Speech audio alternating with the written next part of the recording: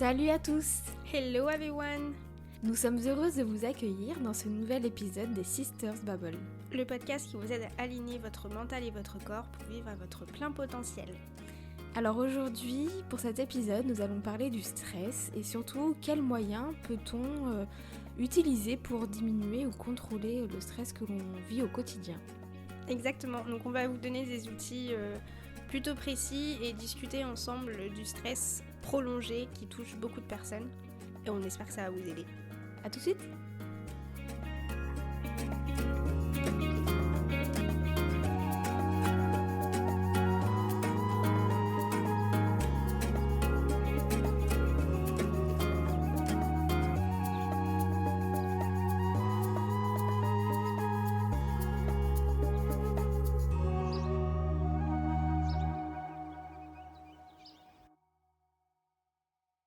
Alors pourquoi est-ce qu'on a choisi de faire un épisode sur le stress? Tout simplement parce que la situation actuelle, que ce soit sociétale, sanitaire, en ce moment nous amène énormément de stress. Beaucoup de personnes autour de nous, nous-mêmes, vivons un stress quotidien qui finit au final par devenir chronique, persistant, qui va pouvoir, qui peut créer des crises d'angoisse, énormément d'anxiété, des maladies par la suite. Donc on trouvait intéressant de recommencer cette nouvelle année par un épisode qui pourra, on l'espère, vous aider à soulager et à maîtriser le stress que vous pouvez ressentir de façon quotidienne.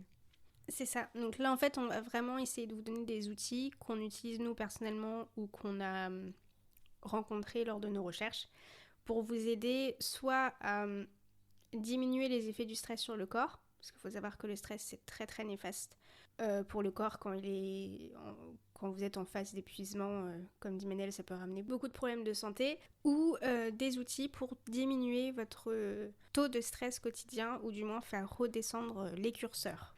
Du coup on fait peut-être un petit rappel sur ce qu'est le stress de base, à quoi sert-il, parce qu'au final le stress est quelque chose de bon. Voilà. De base, oui. Normalement, c'est vraiment une réponse de l'organisme qui nous permet de nous adapter. Donc, ça va être une réaction, j'allais dire archaïque, mais en fait, c'est vraiment quelque chose qui est inscrit dans nos gènes. Ça va être un stress d'alarme, normalement, dans la première phase, donc tout ce qui est fuite au combat. Donc, quand on a un petit peu un petit gros fesse, si je puis dire. Oui, ça va nous permettre, du coup, de nous dépasser. En fait, le stress, à la base, c'est, comme tu dis, quelque chose d'archaïque qui nous permet de nous dépasser physiquement, mentalement pour fuir si nécessaire ou pour combattre. Exactement. Quand c'est un stress vraiment très court comme ça d'alarme, ça va être un stress qui va être de base très facile à évacuer parce qu'on a juste besoin de se mettre en mouvement, shaker un petit peu tout notre corps et ça permet de diminuer les traces du stress sur le corps. Et on peut aussi, dans ces cas-là, utiliser ce stress-là en stress positif, donc c'est la loi de l'hormèse. Ça va être mettre votre corps ou votre esprit en phase de stress intense mais court. Donc on va avoir faire un sauna et sauter dans la neige après, par exemple, prendre une douche froide, les séances de sport qu'on appelle HIIT, donc très très intenses mais très rapides. Tout ça, ça va être ce qu'on appelle du stress positif. Par contre, ce que nous on va vous parler, c'est vraiment le stress qui est prolongé. Donc quand vous arrivez dans une phase d'épuisement où là ça devient très néfaste, parce que le stress c'est quelque chose qui est extrêmement oxydatif pour le corps. Et ça peut ramener beaucoup de troubles différents, parce que ça va épuiser vos glandes surrénales à force de sécréter le cortisol en continu. Et ça, au bout d'un moment, ça peut ramener, comme disait Manel, beaucoup de troubles. Donc ça va être hormonaux, de la fatigue chronique, un vieillissement accéléré, tout ce qui va aussi être problème de peau, insomnie, des maladies chroniques, cardiovasculaires, cancer. Exactement. La prise de poids aussi au niveau viscéral chez certaines personnes, des troubles nerveux. Donc troubles nerveux, ça peut être perte de mémoire, incapacité de mémoriser des choses, de se concentrer, dissociation, tout ce genre de choses. Ouais, et puis du coup aussi ce qu'on entend beaucoup aujourd'hui dans notre société, c'est tout ce qui est dépression et burn-out. Exactement. Voilà un petit peu. Voilà. Passons aux outils. Alors, petite précision, peut-être qu'il y a des choses qui ne vous conviendront pas. Vous pouvez essayer Si ça vous convient pas, c'est ok, vous passez à autre chose. Peut-être que ça va vous inspirer d'autres choses par la suite. Tout ce qu'on va citer, c'est pas une liste exhaustive, hein. C'est ça, ça va être un mélange de techniques qu'on a utilisées nous personnellement et on n'a pas forcément les mêmes non plus, parce que nous deux on fonctionne pas pareil dans notre quotidien. Ouais. Et ça va être aussi d'autres petites choses qu'on a rencontrées dans nos recherches respectives. Alors, je dirais déjà pour commencer, forcément, ça semble logique, c'est d'essayer de trouver la source de ce stress-là. Si c'est possible, de l'éliminer, ou en tout cas de l'amoindrir. Je sais que parfois c'est pas facile, c'est plus facile à dire qu'à faire, mais c'est vraiment en fait, on va dire, la base, pour moi, la base de tout ce qui est médecine holistique, c'est d'essayer d'aller chercher la cause et pas soigner uniquement les symptômes. Donc vraiment essayer de trouver qu'est-ce qui vous stresse. Vous pouvez faire une liste, vous pouvez, je sais pas Sarah, si toi tu utilises une méthode spécifique pour voir qu'est-ce qui te stresse et essayer de chercher qu'est-ce qui te stresse vraiment au fond.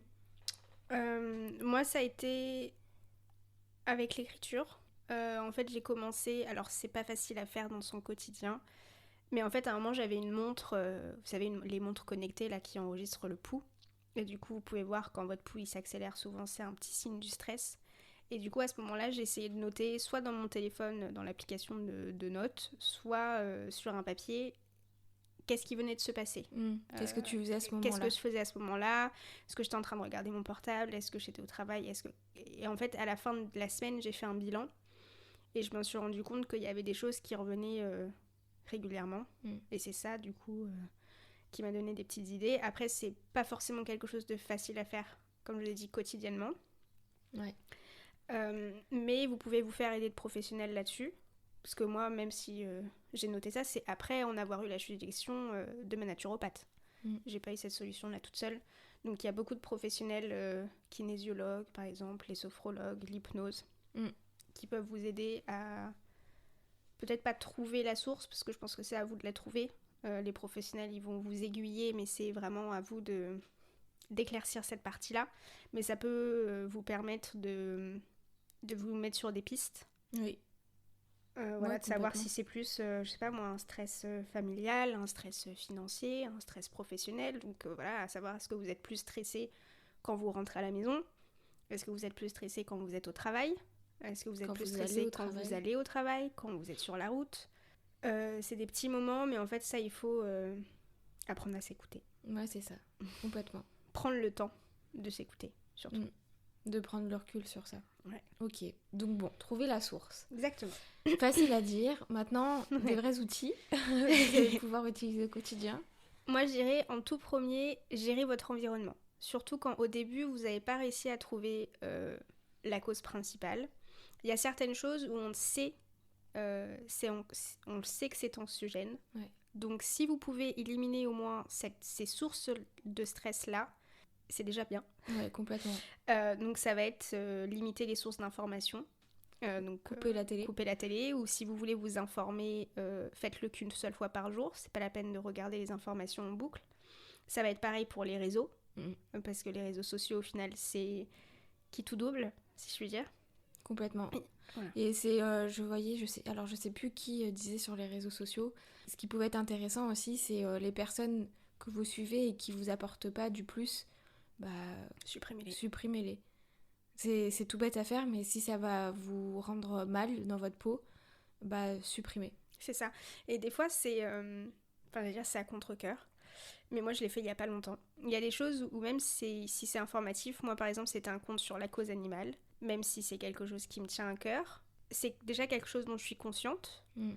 Et des fois, quand on regarde son portable comme ça, un petit peu pour se détendre, et qu'on voit des images affreuses, ça m'apporte rien de bon et ça me remet un peu dans un très mauvais mood et ça peut me rajouter du stress en me disant mais oui mais il faut qu'on fasse plus et blablabla et après c'est parti, ça prend en cacahuète. Donc même si ces comptes là c'est des comptes qui peuvent être très intéressants, vous pouvez y revenir plus tard quand vous sentez que vous avez moins de doses de stress quotidienne. Mais sur le moment ça peut être des images, des vidéos etc. qui vous apportent pas le smile si je puis dire. Ouais. Donc c'est au quotidien ou du moins ce soit des comptes que vous allez voir avec parcimonie, quand vraiment vous cherchez une information bien particulière. Moi je dirais même, en tout cas pour ma part, c'est couper complètement du téléphone. Donc en fait, ce que je fais, c'est que je m'octroie mon téléphone uniquement sur, on va dire, des créneaux horaires bien particuliers quand je ne suis pas avec ma fille. Ça m'aide beaucoup et du coup, je suis moins disponible, mais du coup, plus disponible pour moi et pour faire d'autres choses à côté. C'est ça. Vous pouvez mettre aussi, si votre problème c'est les réseaux sociaux, maintenant, il y a des limites de temps d'écran sur la plupart des portables. Moi, je l'ai mis à 1h30 par jour. Tout réseau social confondu. Mais du coup, au bout d'1h30, ça me met une alerte et ça me le coupe. Ouais. Donc après, il y a toujours possibilité de le débloquer. Il y a aussi, par rapport à ça, c'est enlever toutes les notifications. C'est-à-dire que tous les réseaux sociaux, maintenant, j'ai coupé en fait et je vais avoir mes notifications uniquement quand je vais rentrer sur l'application. Et je reçois plus constamment enfin, même le fait d'entendre son téléphone vibrer constamment, ça déconcentre. Et ça donne envie, du coup, forcément, c'est fait pour aller sur le téléphone. Exactement. Donc, pour résumer, il faut gérer votre environnement. Voilà, gérer votre environnement. Essayez d'éloigner toute source de stress qui n'est, enfin, j'allais dire qui n'est pas nécessaire. Aucune source de stress n'est forcément nécessaire quand c'est sur le long terme, mais vous avez compris l'idée. Pour gérer son environnement, autre chose que tout ce qui est écran, téléphone, il y a des études qui ont montré que mettre des plantes dans son intérieur faisait énormément de bien, aide à relaxer, permet de diminuer en fait la tension artérielle et du coup forcément le stress. Donc c'est quelque chose de très apaisant. Donc pour gérer son environnement, comme on est quand même régulièrement à la maison, mettre des plantes, c'est top. Allez acheter des fougères. Boire des plantes, même. Donc allez vous promener. C'est ça. Sortir. Je dirais, sortir à peu près 10 minutes par jour dans la nature, si c'est possible, si vous avez un jardin à côté. Ouais, c'est quelque chose, je trouve, de très thérapeutique. Et surtout quand vous voyez un environnement, un environnement de nature. Donc on sait que tout le monde n'a pas forcément un parc à côté et que c'est rapidement compliqué. Mais rien que même mettre son corps en mouvement, même si vous pouvez pas être en pleine nature, ça vous fera du bien. Donc un autre tips, moi je trouve que c'est le sport. Enfin sport, je dis... Activité physique, mouvement, plus que sport. On ne s'attend pas à faire une séance de crossfit d'1h30. C'est juste bouger son corps. Ça permet d'évacuer beaucoup de stress. Ça va vous permettre aussi de libérer des bonnes hormones, donc de l'endorphine. Ça va aider votre immunité qui est souvent mise à mal quand vous avez un stress prolongé. Mais ça va vraiment être bouger pour vous faire plaisir, même si c'est une séance de yoga pour vous détendre, prendre soin de votre corps de manière générale. Ouais, complètement. Ça fait du bien. Bouger, moi bouger du coup ça me fait penser, je rebondis, sur la danse. Oui, moi c'est quelque chose qui me fait beaucoup de bien. Écouter la musique et danser, changer sa physiologie. C'est ça. J'ai du mal à dire changer sa physiologie et danser. Alors ça peut être, moi j'aime beaucoup, c'est même dès le matin, mettre de la musique et danser. Je sais que Sarah c'est plutôt quand tu rentres du taf. Moi c'est systématique, quand je rentre du taf j'ai une petit rituel avec moi-même, c'est-à-dire que je danse avec mon chat. Elle est pas forcément ravie à chaque fois, mais la plupart du temps elle dit rien. Ça me permet de couper. Je sais pas si ça fait sens, mais ça me permet vraiment de couper, comme tu dis, changer mon état d'esprit pour être bien à la maison après. Je dirais aussi, pour le corps, ça va être le toucher. Se faire masser. En fait, c'est important de toucher votre corps pour le rassurer et se reconnecter à ses sens, se reconnecter au moment présent. C'est quelque chose qu'on oublie beaucoup de faire au quotidien. Faut pas oublier que les câlins, c'est très bénéfique, mais vous pouvez vous faire un câlin à vous-même. Et c'est vrai que soit se masser soi-même, soit se faire des massages, ça permet déjà de détendre beaucoup de tensions musculaires ça sera toujours bénéfique.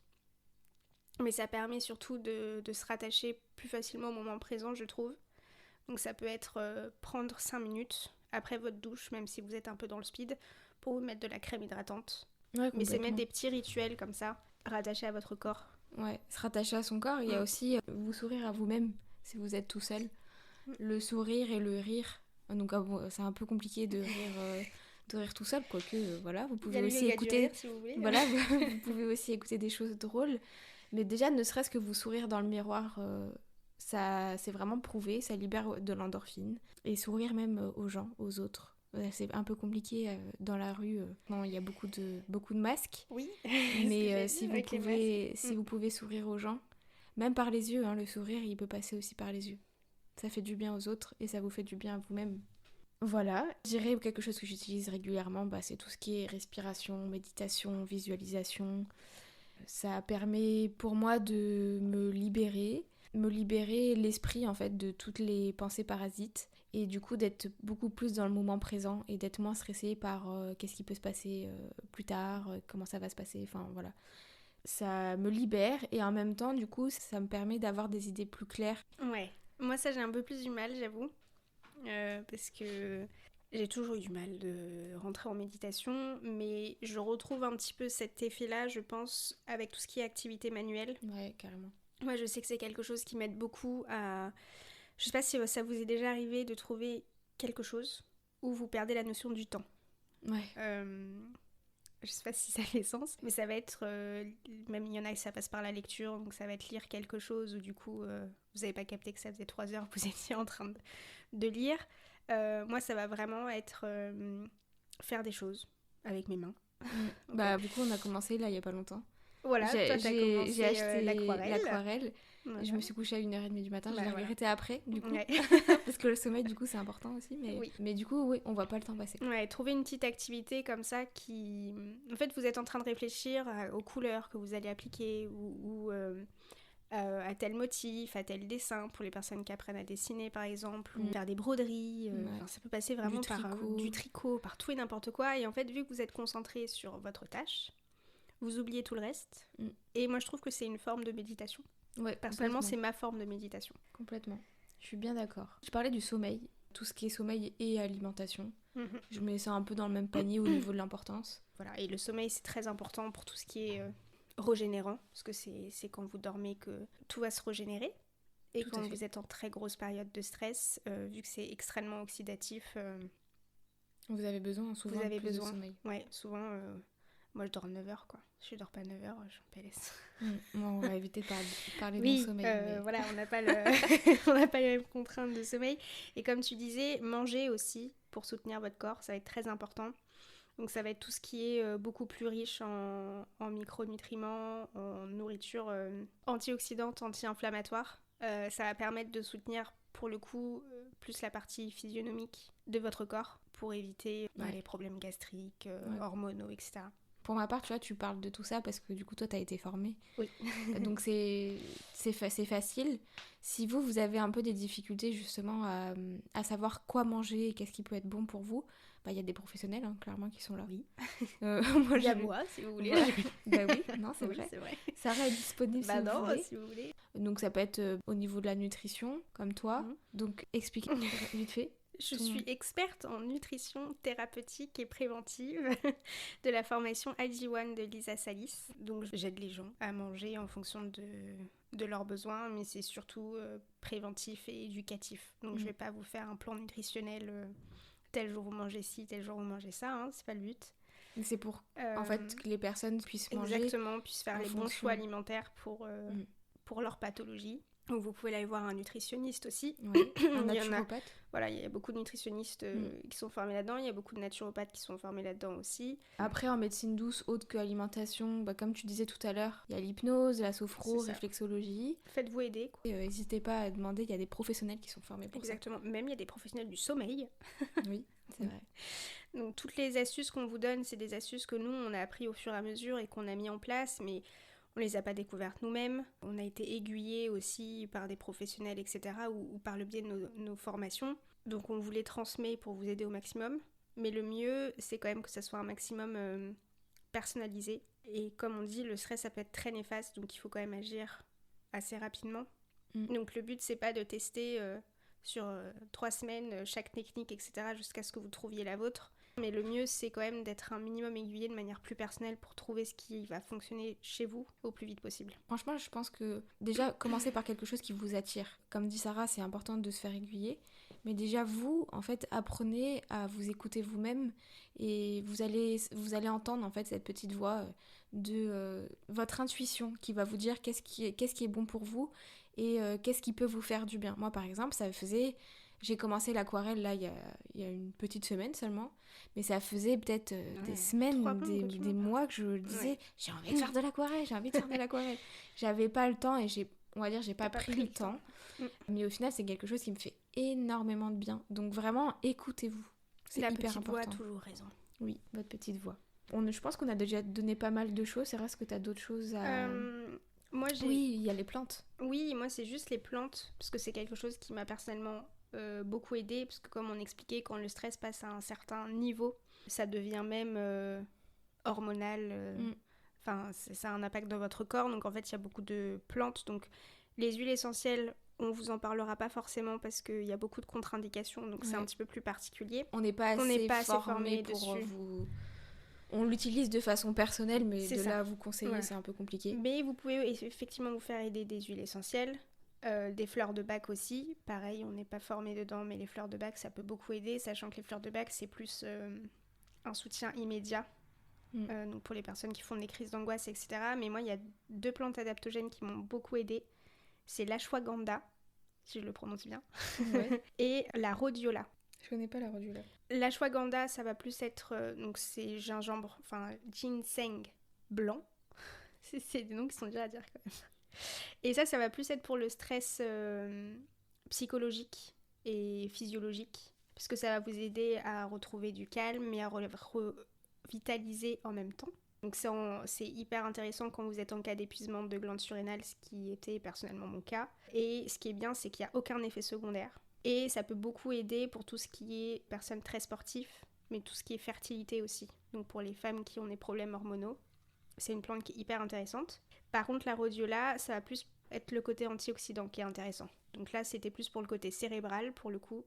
Donc quand vous avez un tel taux de stress que justement, comme on disait au début, il y a des pertes de mémoire, réactivité intellectuelle qui est très basse. Ça va être les personnes qui ont beaucoup de maux de tête, par exemple, ou qui ont beaucoup de fatigue. Ça va beaucoup aider au quotidien. Sachant que la rhodiola, c'est plus en cure assez courte, ou même moi, ce que je faisais, c'est que je prenais l'ashwagandha un petit peu tous les jours pendant 3 semaines. Je faisais des petites fenêtres thérapeutiques.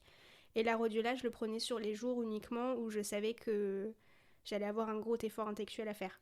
Donc je sais pas, une journée où j'avais beaucoup de réunions par exemple, où j'avais des grosses lectures, où j'avais des grosses révisions pour les étudiants, si vous êtes en période d'examen, etc. Vous pouvez le prendre de manière plus ponctuelle. C'est ça le mot ? Oui, complètement, plus ponctuelle. De manière plus ponctuelle. C'est ça que ces 2 plantes-là, elles peuvent être... vu que c'est des plantes adaptogènes, ça va vraiment... vous aider sur les aspects que votre corps a besoin en fait. Ok. Pour le coup. Mais... Nous, c'est ça en fait, vous pouvez les trouver sous différentes formes. À vous de voir qu'est-ce qui vous fait le plus de bien. Il y avait aussi quelque chose, mais ça on en avait déjà parlé. En plantes, il y a le CBD. Oui. Il y a le CBD, on a fait tout un épisode dessus. Donc n'hésitez pas à aller l'écouter. Est-ce que tu vois autre chose ? Moi, je pense qu'on a fait un bon tour. Et en fait, il y a énormément de choses, on pourrait en parler beaucoup plus longtemps, mais là ça y est, on a fini notre temps. Si vous souhaitez en savoir plus, n'hésitez pas à nous poser des questions, que ce soit sur nos réseaux sociaux, sous le podcast, sous l'épisode. On pourra, même si vous le souhaitez, refaire un épisode avec des choses un peu plus précises, même vous reparler des plantes, du sommeil. Si vous avez besoin des posologies ou du grammage nécessaire, etc., que ce soit un peu plus du cas par cas, faut vraiment pas hésiter. Ouais, on est disponible pour vous. C'était un plaisir de faire ce deuxième, on va dire, ce premier épisode avec toi. J'espère que ça vous a plu. On espère que ça vous a plu, que ça vous a intéressé. Ça vous a donné des outils qui vont vous aider au quotidien. N'hésitez pas à nous dire qu'est-ce qui a marché pour vous, s'il y a des choses qu'on n'a pas dit, que vous utilisez, de partager entre vous pour proposer aussi aux autres ce qui peut fonctionner. On est tous différents, donc je pense qu'il y a autant de méthodes que d'individus. On vous souhaite une très belle fin de journée. On vous dit à très vite, dans 2 semaines, pour un nouvel épisode. Exactement. En attendant, vous pouvez nous retrouver sur tous nos réseaux. Et prenez bien soin de vous. À très vite.